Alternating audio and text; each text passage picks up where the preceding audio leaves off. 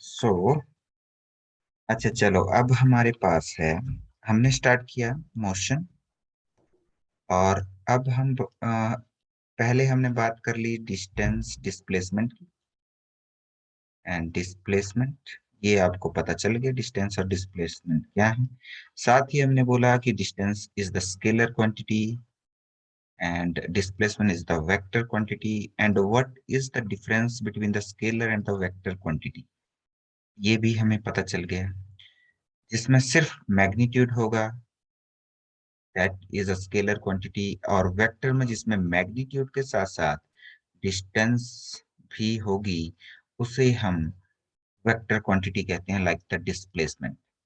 Now we will study about the motion in straight line. Motion in straight line, ये जो motion in straight line है वो क्या है। अच्छा, अब डिस्टेंस को बोलेंगे जो actual path we have covered to reach our destination.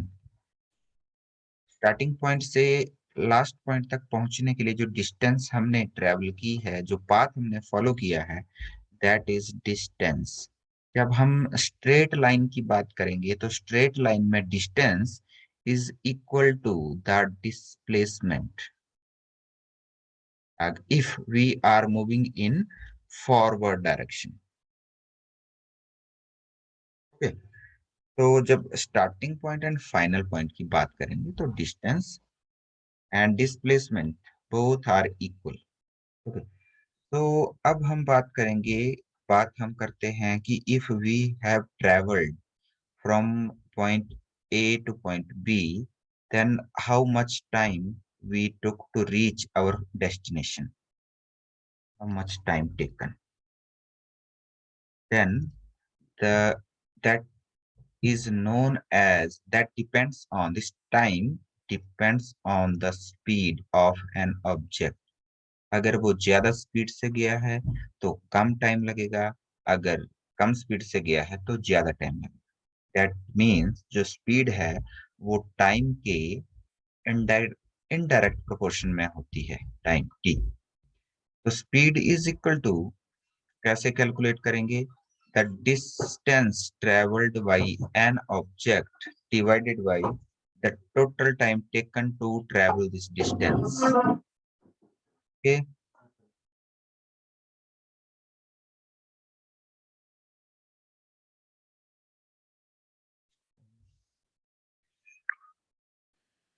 Now speed की बात की गई तो speed is equal to S, S for speed is equal to D upon T. और अगर हम डिस्प्लेसमेंट की बात करें, displacement will be S, S capital S से डिस्प्लेसमेंट को हम डिनोट करेंगे। तो दिस, अगर हम स्ट्रेट लाइन में पाथ को ट्रेवल कर रहे हैं तो ये स्पीड क्या हो जाएगी, डिस्प्लेसमेंट अपॉन टाइम। अगर हम डिस्प्लेसमेंट की कैलकुलेशन कर रहे हैं तो अब हम इसको स्पीड नहीं बोलेंगे, now this is called the velocity. Velocity and speed में यही फर्क है कि स्पीड के लिए हम डिस्टेंस लेते हैं लेकिन वेलोसिटी के लिए हम डिस्प्लेसमेंट लेते हैं। और जब डिस्प्लेसमेंट एक वेक्टर क्वांटिटी है तो वेलोसिटी भी एक वेक्टर क्वांटिटी होगी। ठीक है, और स्पीड क्योंकि डिस्टेंस से कैलकुलेट हो रही है इसलिए speed is a scalar quantity. ठीक है, तो अब हमने ये जान लिया कि v is equal to S upon T. जब हम स्ट्रेट लाइन मोशन की बात कर रहे हैं तो अब हम वेलोसिटी की कैलकुलेशंस करेंगे कहीं भी जाएंगे तो इस चैप्टर में।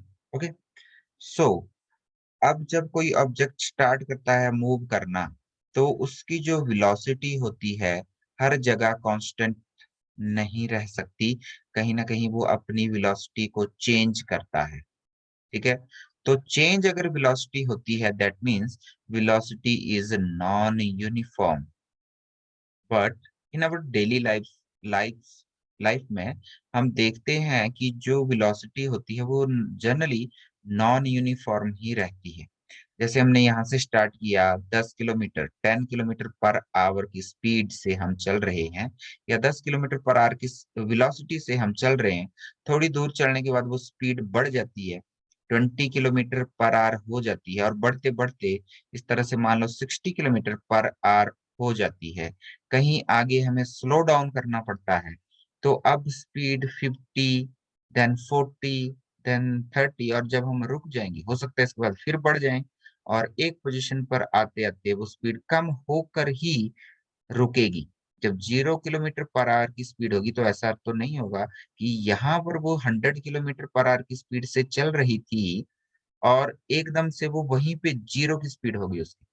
100 से धीरे धीरे कम होगी तो एक डिस्टेंस ट्रेवल करेगी, क्योंकि वो टाइम लगाएगी। अगर 0 किलोमीटर पर आवर की स्पीड यानी स्टॉप होने के लिए इस पॉइंट पर वो 100 की स्पीड से थी, यहाँ पर रुकी, तो वो रुकने में टाइम लगा रही है, और इस टाइम के दौरान ये स्पीड 100 से कम होती होती यहाँ पहुंचेगी। तो क्योंकि ये मोशन में है, जब तक ये 0 नहीं होती तब तक ये मोशन में है और टाइम ले रही है, तो इस टाइम में ये कुछ डिस्टेंस भी ट्रेवल कर लेगी। तो देखिए, in our daily life the velocity will remain uniform, non uniform sorry, but the uniform velocity is क्या होती है, जब हम एक स्ट्रेट पाथ पे चल रहे हैं, हमने चलना स्टार्ट कर लिया, एक पॉइंट पर पहुंच गए जहां हमने एक्वायर कर ली है 40 किलोमीटर पर आवर की स्पीड, और अब इसी स्पीड से चलते चलते हम पॉइंट बी तक, जाना तो हमें डी तक है, सी तक है मान लो। अब यहाँ मान लो, अच्छा यहाँ से चले ए से, रुके हुए थे और सी पर पहुंचे, यहाँ सी पर नहीं, इसको बी कर लेते हैं, इसको सी कर लेते हैं, इसको डी कर लेते हैं।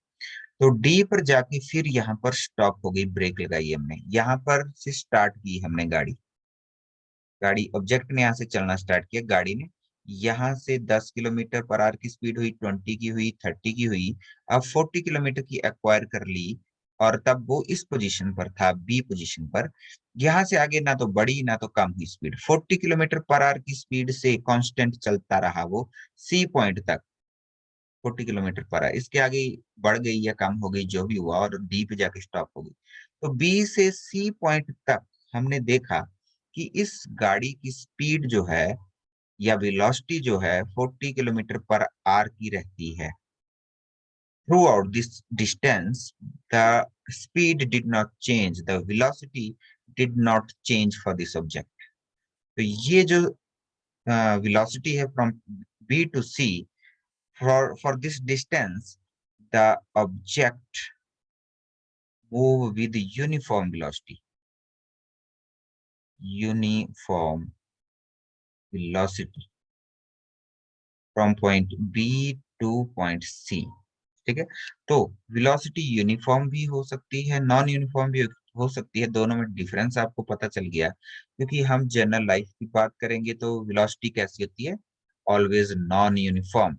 तो अब हम अगर नॉन यूनिफॉर्म की बात करेंगे किसी भी पॉइंट पे, ये मान लो यहाँ से बी से गई देखो यहाँ तक सी तक, तो बी से सी तक उसने, कभी उसकी स्पीड थी 20, बढ़ती, अच्छा यहाँ तक मान लेते हैं, बढ़ती गई, स्पीड बढ़ रही है, 10 किलोमीटर पर आवर की स्पीड से कहाँ पहुंच गई, 60 किलोमीटर पर आवर। तो बी और सी पॉइंट के बीच में स्टार्टिंग वेलोसिटी, जिसको हम यू लिखेंगे, 20 किलोमीटर पर आवर है, और फाइनल वेलोसिटी इस सी पॉइंट पे फाइनल वेलोसिटी को वी लिखेंगे। देखो, तो वेलोसिटी चेंज हो रही है, तो कहाँ से कहाँ चेंज हुई है, देखो V1 से V2 तक चेंज हुई। अब ये स्टार्टिंग वेलोसिटी है, तो we use always u for this initial velocity and we use v for the final velocity. ठीक है, तो हम क्या लिखेंगे, v फॉर फाइनल वेलोसिटी, और u जहां जो वेलोसिटी हमने क्वेश्चन में पहले ली है, यहां से यहां चेंज हुई, तो u जो है इनिशियल वेलोसिटी रहेगी। ओके, मान लो हमें बोला गया कि एक ऑब्जेक्ट ट्रेवल कर रहा है, 10 किलोमीटर पर आवर की स्पीड से वो ट्रेवल कर रहा है, और बी तक पहुंचते पहुंचते, ए बिंदु पर उसकी स्पीड थी 10 किलोमीटर पर आवर, और बी तक पहुंचते पहुंचते उसकी स्पीड हो गई 60 किलोमीटर पर आवर की। तो v क्या होगी 60 किलोमीटर पर आवर और u क्या होगी 10 किलोमीटर पर आवर। कितना चेंज आया 50 किलोमीटर पर आवर का इंक्रीमेंट हुआ, इंक्रीज हुआ वेलोसिटी में। अगर उल्टा कहेंगे कि 60 किलोमीटर पर आवर की स्पीड से चल रही थी गाड़ी और ए बिंदु पर जब वो थी तो 60 किलोमीटर की स्पीड थी, रुकते रुकते वो अब बी बिंदु पर जब पहुंची तो उसकी स्पीड 20 किलोमीटर पर आवर हो गई है। तो अब हम कहेंगे initial velocity u is 60 kilometre per our, ये 60 किलोमीटर पर आवर है और v जो है 20 किलोमीटर पर आवर है। तो चेंज कितना आया है 40 किलोमीटर पर आवर का चेंज आया है। ठीक है, उल्टी तरफ को हो सकता है, कम से स्पीड ज्यादा हो सकती है तब भी वेलोसिटी चेंज हुई है, या ज्यादा वेलोसिटी से कम हुई है तब भी वेलोसिटी चेंज हुई है। और कितना चेंज आया है देखो, एक सेकंड, मैं इसको अगले पेज पे तो चेंज इन वेलोसिटी कितना आया, change in velocity is equal to v sorry final velocity minus initial velocity. ठीक है, चेंज कितना आया, अगर 10 किलोमीटर पर आवर से स्पीड 60 किलोमीटर पर आवर हो गई है तो चेंज कितना आ रहा है 60 minus 10 that is equal to 50 kilometre per hour का चेंज आया है वेलोसिटी में। अगर स्पीड 60 किलोमीटर पर आवर की स्पीड से कोई ऑब्जेक्ट चल रहा था और कम होते होते उसकी स्पीड 10 किलोमीटर पर आवर हो गई, तब भी चेंज कितना आया है, अब ये देखिए इनिशियल वेलोसिटी फाइनल वेलोसिटी, तो v माइनस यू यहाँ भी रहेगा, लेकिन यहाँ पर v कितना है 10 और u कितना है 60। मैग्नीट्यूड तो उतना ही आया 50 किलोमीटर, लेकिन आया माइनस में। तो वेलोसिटी पॉजिटिव भी हो सकती है नेगेटिव भी होती है, तो इसमें डायरेक्शन क्योंकि मैटर कर रही है इसलिए माइनस साइन लगता है। तो वेलोसिटी एक स्केलर क्वांटिटी है। ओके, तो इतना समझो आप अच्छे से, वेलोसिटी और वेलोसिटी में change, initial velocity final velocity क्या होती है, यूनिफॉर्म वेलोसिटी क्या होती है, नॉन यूनिफॉर्म वेलोसिटी क्या होती है। ठीक है, ओके।